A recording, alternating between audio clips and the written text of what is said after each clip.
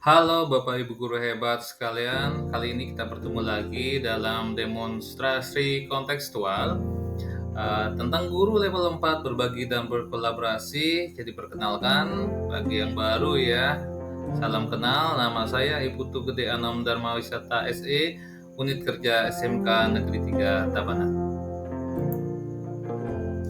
Baik Bapak Ibu guru hebat, kali ini saya akan mempresentasikan dan menjelaskan tentang konsep asesmen berdasarkan panduan T. Nah, biasanya merujuk pada pendekatan atau prinsip penilaian yang terstruktur yang digunakan dalam berbagai bidang, terutama pendidikan dan pelatihan. Baik, berikut adalah beberapa elemen kunci yang sering dikaitkan dengan konsep ini, yaitu yang pertama, terdepan atau timely. Di sini ya, asesmen dilakukan pada waktu yang tepat untuk memberikan umpan balik yang segera dan relevan, sehingga siswa atau peserta pelatihan dapat segera memperbaiki atau meningkatkan kinerjanya. Yang berikut, terukur, measurable ya. Asesmen harus memiliki kriteria yang jelas dan spesifik, sehingga hasilnya dapat diukur secara objektif. Ini memastikan bahwa setiap aspek yang dinilai dapat diidentifikasi dan dievaluasi dengan standar yang konsisten. Selanjutnya, terarah. Jadi targeted. Asesmen harus dirancang untuk mengevaluasi tujuan atau kompetensi tertentu.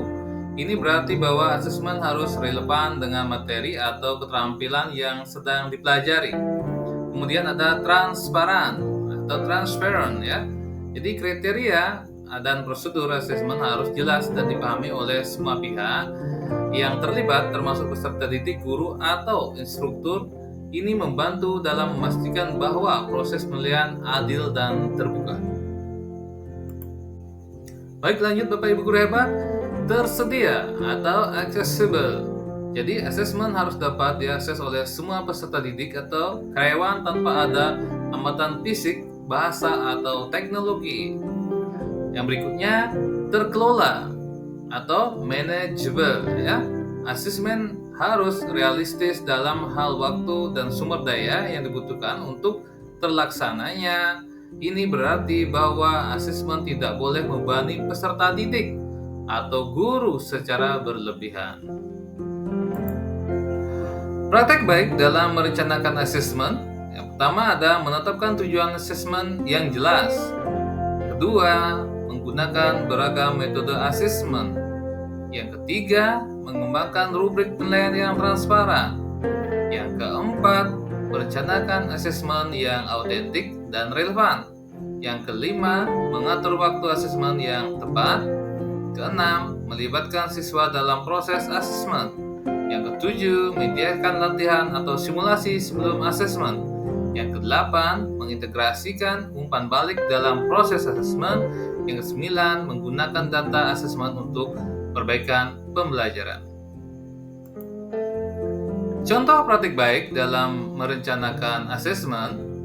Contohnya, sebelum memulai tahun ajaran, guru merencanakan kurikulum yang terstruktur dengan baik, termasuk tujuan pembelajaran, metode pengajaran, dan penilaian. Misalnya, seorang guru matematika menyiapkan rencana pembelajaran mingguan yang mencakup topik-topik seperti aljabar, geometri, dan statistik, serta menyesuaikan dengan kebutuhan siswa yang berbeda-beda.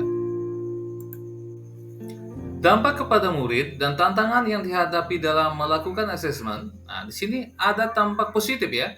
Jadi asesmen yang dirancang dengan baik dapat meningkatkan motivasi siswa dengan memberikan mereka gambaran yang jelas tentang kemajuan mereka. Umpan balik yang konstruktif membantu siswa memahami kekuatan dan area yang perlu diperbaiki sehingga mereka lebih termotivasi untuk belajar. Strategi yang dilakukan untuk menghadapi tantangan. Strategi yaitu dengan menggunakan pendekatan diferensiasi dalam asesmen untuk mengakomodasi berbagai kebutuhan gaya belajar dan kemampuan siswa. Contoh, memberikan pilihan kepada siswa dalam jenis asesmen. Misalnya, memilih antara menulis esai, membuat presentasi, atau melakukan proyek praktis. Siswa dengan kebutuhan khusus bisa diberi waktu tambahan atau format asesmen yang disesuaikan dengan kondisi mereka. Baik, Bapak Guru hebat, sampai di sini. Terima kasih. Salam sehat selalu.